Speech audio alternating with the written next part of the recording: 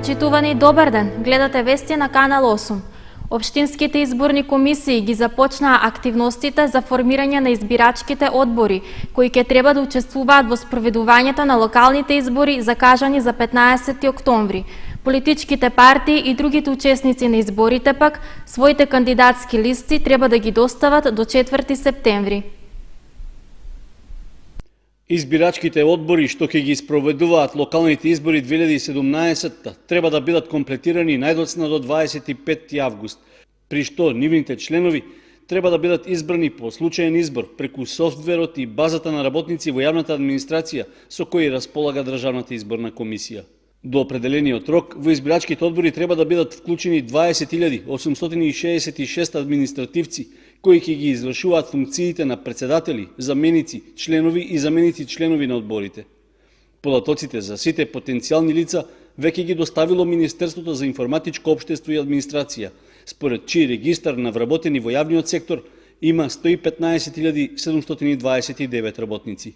Најдоцна до 26 август пак до општинските изборни комисии своји предлози за членови на избирачките одбори и нивни заменици треба да достават и политичките партии. Откако ќе се заврши оваа процедура, општинските изборни комисии треба најдоцна до 27 август да ги формираат избирачките одбори што ќе ги спроведуваат локалните избори закажани за 15 октомври. Во меѓувреме, веќе течат роковите за собирање потписи пред овластени представници на Државната изборна комисија за предлагање листа на кандидат за градоначалник и за членови на Советот на општината од група избирачи. Собирањето потписи трае 15 дена, односно крајниот рок е до 4 септември на полноќ. Исто така, тече и законскиот рок во кој граѓаните можат да направат увид во избирачкиот список за да проверат дали ги има, а доколку евентуално не се пронајдат, можат да поднесат барање за впишување во списокот. Што се однесува до кандидатурите за градоначалник и за членови на Советот на општина Кочани, за сега двете најголеми партии се уште калкулираат и не соопштуваат никакви податоци, иако во јавноста се шпекулира за можните имиња што ќе се борат за раководните места на локално ниво. Ниската цена на добитокот ги остави сточните пазари без стока. Порано на сточниот пазар во Облешево за продажба имало и по 250 до 300 грла добиток. Сега се случува на пазар да нема ниту 50 грла. Сточарите незадоволни од цената по која се продава добитокот, почнаа да ги уништуваат од гледувалиштата, бидејќи не им се исплатува маката и трудот. Купувачите задоволни, продавачите на стока не, бидејќи по доста ниска цена го продаваат добитокот.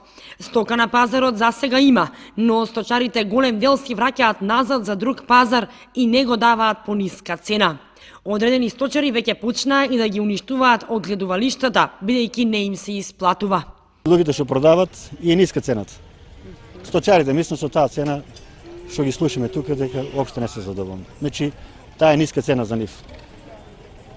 Они си кажуваат самите дека сепак со таа мака што имат нели со сточарството не се задоволни. Сепак нели да се малку поактивни со 10-20 денара повеќе да биде речеме. Сега кога 120-130 денара да речеме таа килажа што имат, одговара, меѓутоа е сепак кога имат пониска цена нормално дека не. А слушаме дека голем дел од сточарите веќе ги уништуваат сточниот фонд, така да од гледувалишта ги уништуваат.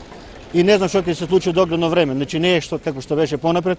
Ние на пазар сме имале по 250-300 грла на еден пазар, а сега многу малку. 9 дена така имаме повеќување, иначе пред тоа 50-60 грла на пазарот, значи не задоволува тоа. Не само кај нас да речеме што се однесува до рентабилноста на пазарот, туку и општо кај сточарите. Не се продаде код многу мал дел се продаде, значи сепак луѓето неќе да дадат стоката по таа минимална цена и затоа се враќа стоката за нареден пазар. Што ќе биде, они си го тоа знаат најдобро. Што се однесува околу дозволата за продавање стока, Николов додава дека сточарите се запознаени и ја почитуваат процедурата која што треба да ја достават до службата за да продаваат и да внесат стока на пазарот. Сертификатите уредно си ги доставуваат и ја почитуваат одредбата и истите да не бидат постари од 3 дена од подпишувањето до внесување и изнесување на стоката, а на пазарот се врши директно пријавување и одјавување на животните. Инаку, додава Николов, сите сточари кои што имаа голема загуба од уништување на стоката поради болеста јазлеста кожа, имаат поднесено барање за исплата на штетите до подрачната единица на Министерството и во тој дел воглавно сточарите се задоволни од исплатата и од цената по која им е исплатена оштетата и голем дел веќе ги имаат подигнато средствата. Ке им биде ли дозволено на средните училишта да ги намалат бодовите за упис на ученици во прва година?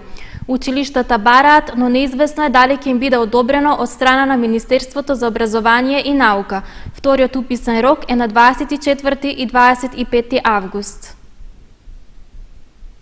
Училиштата бараат, но неизвестно е дали ќе им биде одобрено да ги намалат бодовите за упис на ученици во прва година. Ова посебно се однесува на гимназијата, која што бара од 60 поени да се намалат барем за 5, за да можат и оние ученици кои што сакаат да се запишат во гимназијата, рече во кратката телефонска изјава за Канал 8 директорот на Кочанската гимназија Миле Левков.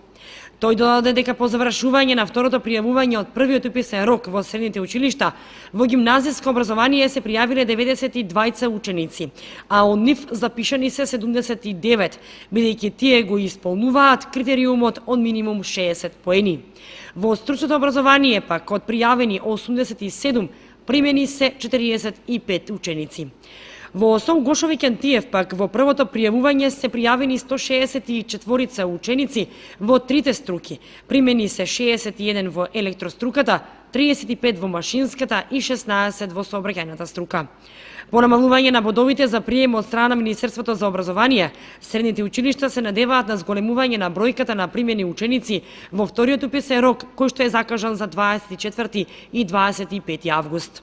Инаку во Кочани годинава има за 30 помалку завршени деветооделенци од ланската година, или вкупно 320. Во средното училиште Гошо Викентиев најголема заинтересираност деветооделенците покажале за електроструката, за профилот техничар за компјутерска техника и автоматика. Во гимназијата Љупча Сантов пак, за разлика од ланската годинава поголема заинтересираност има за општа гимназија. Во гимназијата и годинава има место за 272 ученици, распоредени во 8 паралелки, а во Гошо Викентиев со новите профили, воведени од оваа година, 442 ученици распоредени во 13 паралелки. Со воведувањето во градежните работи на фирмата изведувач започнуваат активностите за подигање спомен парк кај селото Рајчани, посветен на македонскиот револуционер Никола Карев. Средствата во висина од над 90.000 евра ги обезбедија Центарот за развој на Источниот регион, како и општините Кочани и Чешиново Облешево. Започнуваат активностите на терен за изградба на спомен-обележието кај местноста Свиланово, посветено на македонскиот револуционер и председател на Крушевската република Никола Карев. Деновиве беше извршено воведување во работите за изградба на местото каде што ќе биде лоциран спомен паркот. Градежните работи ќе ги извршува фирмата Евроградба инженеринг од селото Владиевци, општина Василево. Изведувачот е избран преку Центарот за развој на Источниот плански регион, а надзор на градбата ќе врши предпријатието Венци проектот Кочани. Според Александар Гицов од Одделението за урбанизам и заштита на животната средина во општина Кочани, на површина од 460 метри квадратни ќе биде поставено спомен обележито посветено на Карев, а околината ќе се уреди со 3 настрешници. Комплексот содржи 4 амфитеатрални редови поставени кон југ во правец на самиот споменик. Во центарот на комплексот ќе биде сместена и сегашната спомен плоча, а ќе бидат изградени патеки и шеталишта. Од источната страна на споменикот е планирано да се постават 7 паркинг места. Целта е овој дел од Осоговските планини да биде привлечен за посетителите и да ги избогати туристичките содржини. Тоа би требало да придонесе и за нови инвестиции во туристичката инфраструктура и за изградба на сместувачки капацитети. Истовремено, спомен обележето треба да му даде достојно значење на председателот на Крушевската република Карев во местноста Свиланово, кај Кочанското село Рајчани. Вкупната вредност на изведбените работи, согласно склучениот договор помеѓу Центарот за развој на Источниот плански регион и изведувачот, изнесува над 5.640.000 денари, од кои околу 5.200.000 денари ги обезбеди Министерството за локална самоуправа преку Бирото за рамномерен регионален развој, а по околу 225.000 денари од своите буџети обезбедија општините Кочани и Чешиново-Облешево. Според планирањата, работите треба да бидат завршени до крајот на оваа година, а одржувањето на спомен-обележјето ќе биде одговорност на локалните самоуправи на Кочани и Чешиново-Облешево. Заврши изградбата на канализационата мрежа во двете населени места во општина Зрновци, Мородвис и Видовиште. Истата е во должина од 12,5 километри, а инвестирани се средства во висина од 517.800 евра. Заврши целосната реализација на изградбата на канализациона мрежа во Мородвис и Видовиште, со што е решен значаен проблем на жителите кои со години копаат септички јами во своите дворови. Во двете населени места Мородвис и Видовиште реализираната канализациона мрежа е во должина од 12,5 километри, за која се инвестирани средства во висина од 517.800 евра. Средствата за канализацијата во Мородвис се обезбедени преку Министерството за транспорт и врски, како грант од Европската банка, додека канализацијата во Видовиште е реализирана со средства од Агенцијата за финансиска поддршка во земјоделството и руралниот развој. Со изградбата на канализационата мрежа заштитени се 80 бунари за снабдување со вода во овие две населени места од загадување, со што во многу се придонесува за заштита и здравје на населението. Општина Зрновци континуирано работи на изградбата на атмосферската канализација во Зрновци. Со асфалтирањето на улиците најпрви се решава атмосферската канализација, па потоа се пристапува кон асфалтирање. Во Зрновци е изградена атмосферска канализација во должина од над 2 километри на улиците Филе Ристов, Аспар Рухманов и на улицата Маршал Тито. Деновиве е завршена изградбата на атмосферската канализација на улицата која води кон населеното место Видовиште, со што се прифатени атмосферските води кои доаѓаат од планината Плачковица. За изградбата на атмосферската канализација општината инвестираше средства од сопствениот буџет. Младински едукативен камп организира Клубот на млади при Општинската организација на Црвен крст Кочани со цел едукација на младите за лидерство и тимска работа. Учествуваат 7 клубови на млади од исто толку општински организации од Македонија. Клубот на млади при Општинската организација на Црвен крст Кочани од 22 до 24 август и оваа година во местноста Кајдабот во село Бели организира младински едукативен камп. Темите кои што се обработуваат на кампот се лидерство и тимска работа. Целта на организирање е едукација на младите луѓе во врска со споменатите теми, земајќи го во предвид фактот дека младите малку знаат за тимската работа, а истата е од големо значење за нив, посебно за волонтерите. Оваа година темата на самиот камп е лидерство и тимска работа. Тимската работа е многу битна заради тоа што самите млади волонтери се организирани во клубови на млади во своите општински организации. Со самото тоа, тие морат да развиваат вештини за тимска работа со цел да ги направат нивните клубови на млади да бидат поуспешни во организирање на различни активности. Присутни на кампот се представници од клубовите на млади од 7 општински организации од исто толку градови од Република Македонија. Предавањата ги држат обучени врснички едукатори.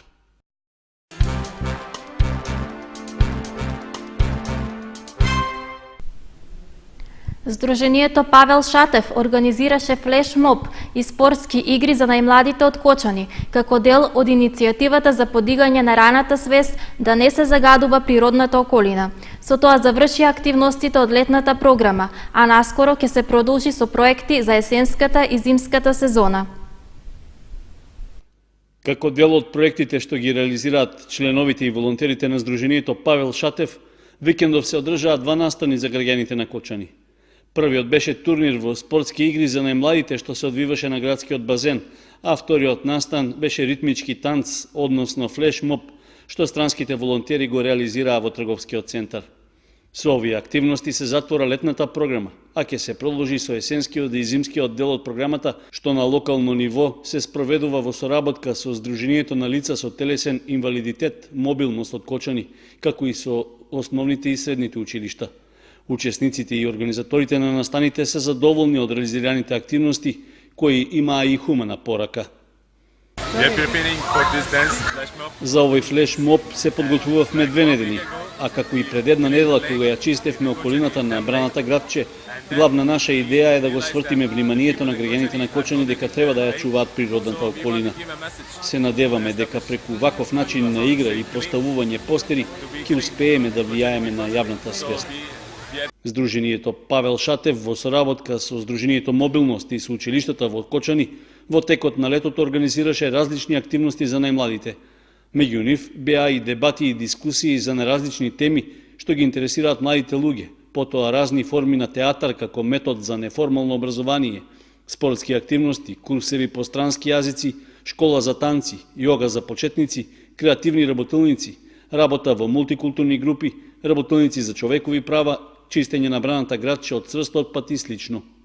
Целата летна програма и завршните настани беа организирани од странските и домашните волонтери во Сдруженијето Павел Шатев, како и од волонтерите на Европскиот волонтерски и едукативен центар во Кочани, поддржани од Европската програма за образование Erasmus Plus и подпрограмата Европски волонтерски сервис. При тоа, од Сдруженијето Павел Шатев упатуваат благодарност до фирмите кои дале поддршка за организирање на активностите, како и до медиумите што ја следат работата и ги информираат граѓаните за активностите на организациите што беа вклучени во нив. Успешно е реализирана планинарската експедиција за освојување на врвот Мон Блан, во која учествуваа и представници од Кочани. Во екипата што беше составена од македонско-српски планинари, учествуваа планинарските клубови Осогово и Москито. Членовите на двете планинарски друштва од Кочани, Осогово и Москито ја исполнија зацртаната цел. Се искачија на највисокиот врв на Алпите Мон Блан како дел од меѓународната експедиција што траеше цела недела. Акцијата што се реализираше во соработка со планинарскиот клуб од Предејане заврши со освојување на кровот на Западна Европа на височина од 4810 метри. И покрај снегот и релативно ниските температури, нашите представници без проблеми стигнале на врвот, каде што уживале на планинското сонце. Планинарското спортско друштво Осогово во експедицијата на Мон Блан го представуваше неговиот претседател Тошо Антов, додека од клубот за планинарски спортови Москито учествуваа Крумислав Цеков, Борис Попгеоргиев и Лоранс Марков. Искачувањето на Мон Блан се реализира точно една година откако претходно тоа го направи кочанскиот планинар Борис Попгеоргиев. Инаку, ова освојување на највисокиот врв во Западна Европа и на Алпите за планинарското спортско друштво Осогово беше 16-то поред од неговото основање, додека пак второ за помладиот клуб Москито.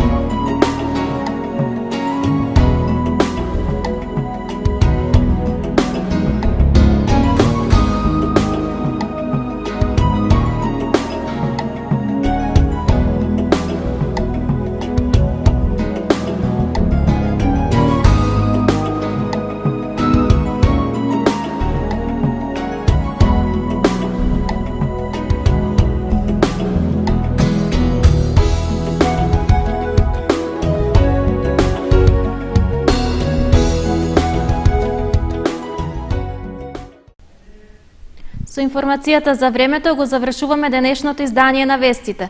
Останете и понатаму со нашата програма. Довидување.